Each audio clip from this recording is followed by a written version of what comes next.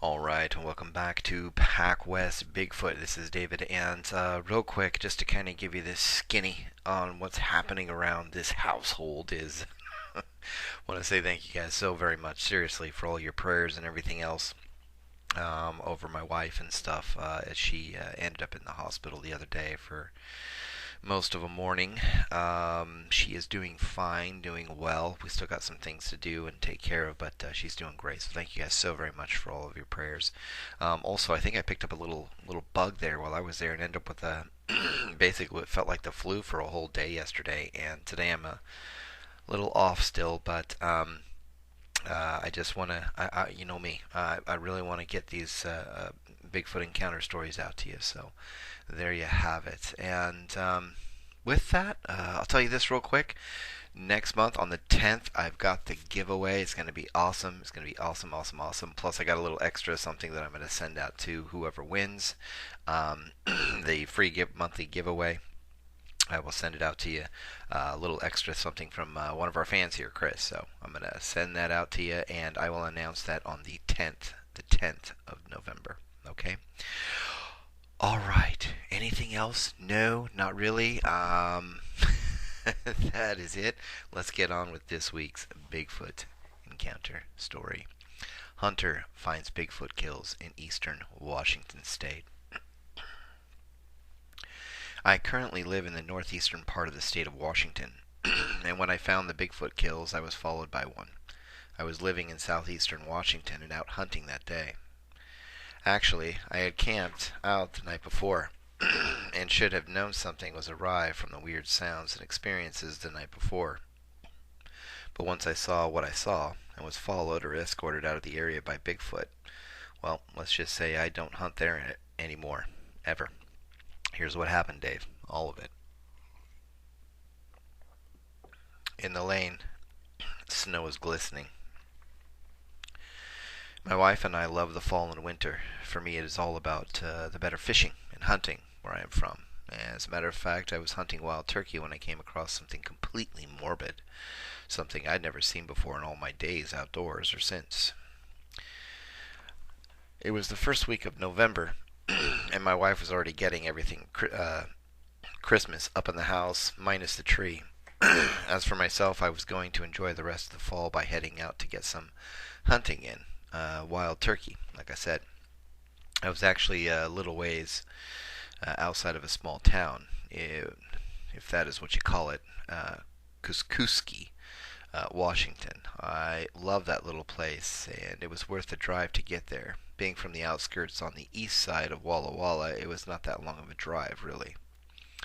I had a couple friends from high school who owned a property out there. One of them did not even live in the state anymore. They lived in Portland, Oregon, and the property was just land. No improvements at all, just land.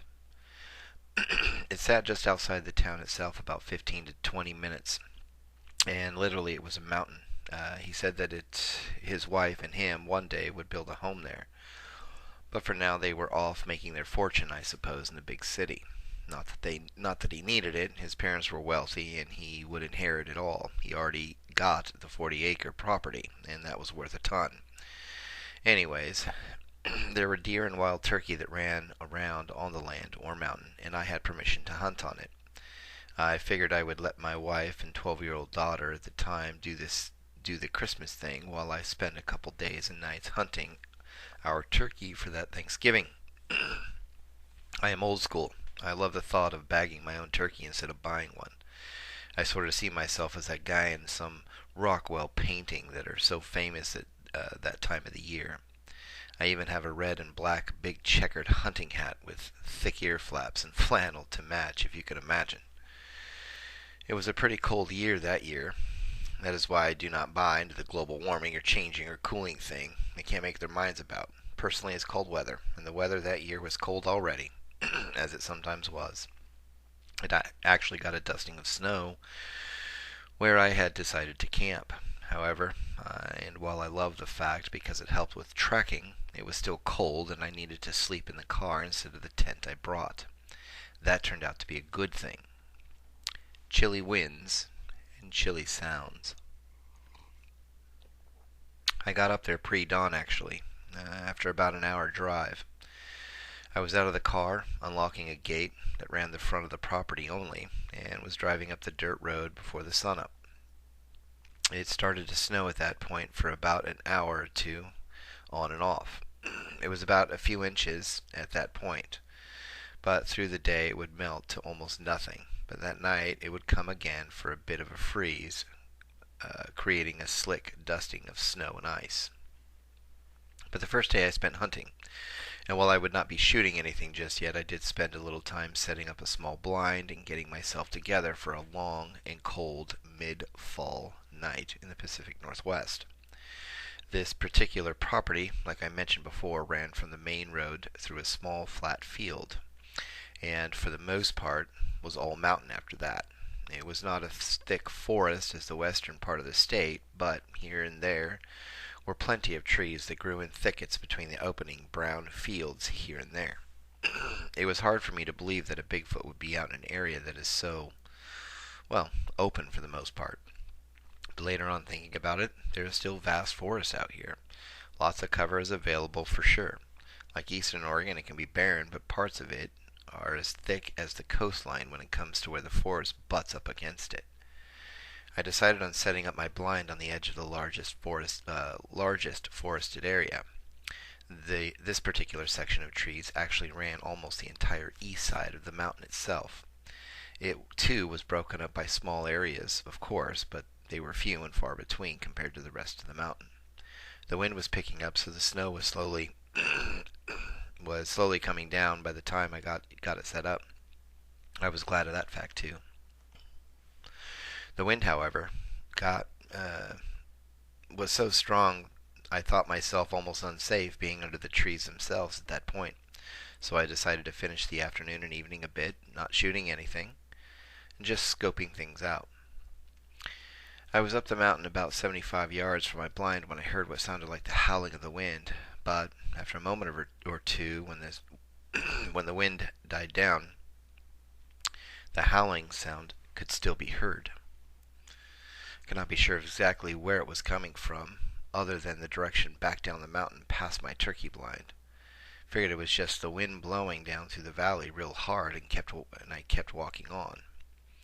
I kept a pretty slow pace, too, heading back to my vehicle. Along the way, found many turkey tracks. There must have been a whole gang of them running along this section of the mountainside. I made it back to the car, got a fire started, and up until almost dark that strange howling on the wind kept up here and there, until it became dark and the wind all but stopped completely. Dude, that's my car. It was about 11 p.m. before I added a couple more logs on the fire, called my wife, and headed to bed. The sound of the howling, I have to admit, kept running through my mind. As much as I gave it up in my mind to being just the wind, it sounded more like an actual howl, like a coyote or a wolf, perhaps. Never once did I think Bigfoot could have been the source of the sound.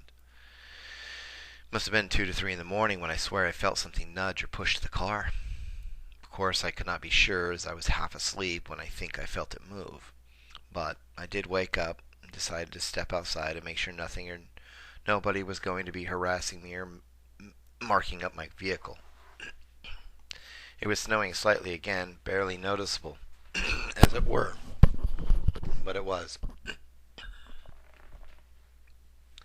I looked around with the flashlight, but nothing. No movement, no sound, no nothing. It was freezing, though. So I pushed the coals around a bit and got the fire going again when I woke up later that morning. Well, that way I could get things, get the fire started faster. I woke up not 2 hours later, just before the sun came up. It was about to get up anyway. I was about to get up anyway, and it was probably a minute or so from doing so. But there it was again, the howling. I got up, crawled out of the vehicle, started throwing some smaller twigs and wood on the embers to get the fire going again while I listened to whatever it was in the distance. There was no wind, and the snow came and went again, leaving and dusting on the vehicle and ground. It took me a few, but I got some coffee and started wandering around the area looking for tracks and listening intently. It was an animal, I could tell, making the noise, and was coming from across the valley below. But it seemed to be either moving closer or it was simply starting to howl or scream louder. I would learn in a bit that it was moving closer. I walked around the car to get a better read on where the sound might be coming from, although I had a good guess, and that is when I noticed that I thought were, well, palm prints on my vehicle, or paw prints. It was pretty messy to look at, with a dusting of snow and the dirt mixed in, but a chill went down my neck for a moment as I stared at what looked like really palm prints. I shook it off and started looking around the grass for tracks, but the grass was tall in this particular area I was camping in, and the only thing I noticed is what seemed like game trails running through it here and there. But with rocky ground and tall grass, no sign could really be seen. Ugly, tall, and smelly. I ate breakfast, shook it off, and thought maybe a black bear was messing with me, or with the weird-looking metal thing in the dark that night before. I let the fire keep burning. It was far too wet to worry about forest fires, and besides, once again, did not want to have to start a fire later when it got dark and colder. After that, I headed out to my blind. The wind was howling again. This time it came from the southwest a bit. That was all okay with me, as it would hide my scent a bit.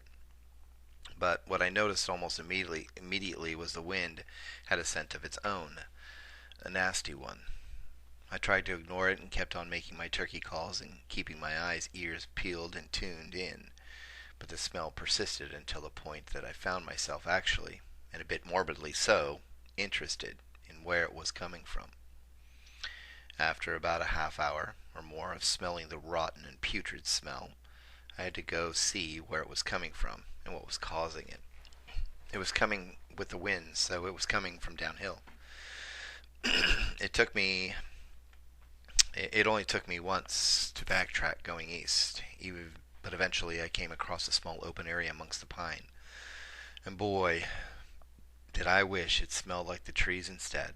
It was so bad I took my scarf off and wrapped it around my mouth and nose to cut down the smell. I could not believe my eyes.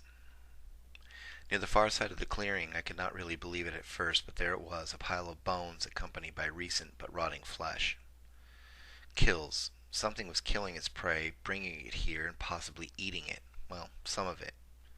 However, because some of these deer and wild turkey looked whole, I was wondering if it might be a person instead, simply killing at will and for no real reason. Seriously, what else would do such a thing? Well, I learned that almost immediately, what it was.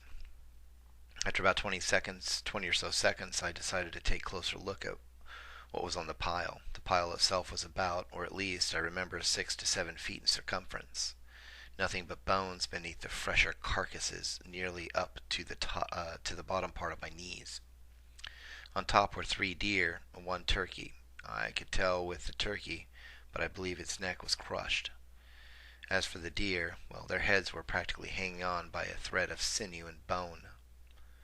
2 looked like yearlings, and 1 was a 4-point buck, I could tell it. I stared at the massive pile of death until I felt that icy cold feeling down the back of my neck again. I knew it. I was being watched. Out of the corner of my eye, I noticed movements. Being somewhat light at that point, I could see a tall dark shadow of something bobbing out, back and forth from behind a large oak tree mixed in with the pine. It was still very early, slightly foggy and overcast, but it was light enough to see that this thing had a chest like a person. Arms, hands, and dark hair covered the face that scared me so bad I froze in fear for a few seconds or so. I did not move until I watched as this thing, at least 9 feet tall, covered in a dark brown, almost black hair that seemed at least an inch or so long, run from one clump of trees to another like a ghost. It almost seemed to float. It moved again, only this time, it seemed to me that it was starting to circle me. I was dealing with a myth come to life, Bigfoot, and I knew it. And if it could do that to such a large buck, well, I pumped the old gun and pointed it in the air and pulled the trigger. That massive monster bolted and ran to the west of me until I could not see it through the trees or fog. But it did not go too far. I could hear it walking and now I could hear growling and grunting from time to time as it still circled me. I started walking with my gun in hand, loaded and ready just in case, towards my vehicle. This thing followed me the whole way back, and from time to time I heard what seemed to be sticks and small rocks flying by me and hitting the ground. Here and there I could see the shadow of this thing stop, growl, and walk off in its weird way back into the tree line. I finally made it to my vehicle, jumped in, and even left the fire going as I peeled off with the open phone in my hand, calling my wife. And before you ask me, my phone was an old one. It had a camera, but it was an old flip phone camera at the time, so it would have been useless out there. I did stop, though, near the gate, thinking I was a bit safer for being further away from that thing. But I was wrong. That thing was screaming its head off and seemed like it was running down the mountain in my direction.